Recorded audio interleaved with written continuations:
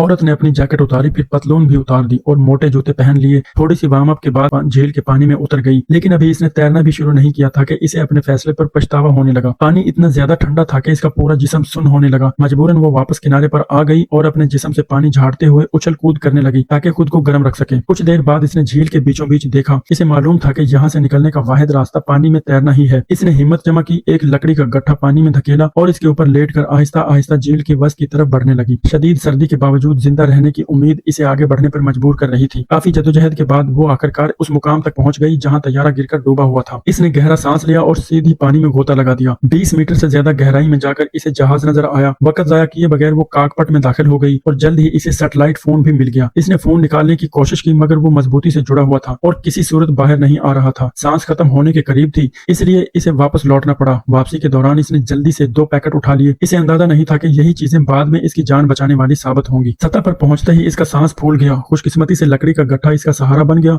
लेकिन मुसलसल मेहनत और बर्फीले पानी ने इसे बुरी तरह थका दिया था। वो लकड़ी पर लेट कर आहिस्ता आहिस्ता किनारे की तरफ बढ़ने लगी। अचानक जब इसने पलट कर देखा तो एक खौफनाक मंजर इसके सामने था। किनारे पर एक भूरा रीछ खड़ा हुआ था। औरत जोर जोर से चीखने लगी ताकि रीछ वहां से चला जाए, मगर रीछ ने इसकी एक न सुनी और इसके मुर्दा बॉयफ्रेंड की लाश की तरफ बढ़ने लगी। औरत की बेचैनी बढ़ती जा रही थी। इसे डर था कि अगर रीछ लाश को नुकसान पहुंचा गया तो वो कभी खुद को माफ नहीं कर सकेगी। मगर हैरत अंगेज तौर पर रीछ ने लाश को सिर्फ सूंघा और फिर वहां से चला गया। ये देखते ही औरत पूरी ताकत से किनारे की तरफ तैरने लगी और एक लम्हा भी जाया करना नहीं चाहती थी।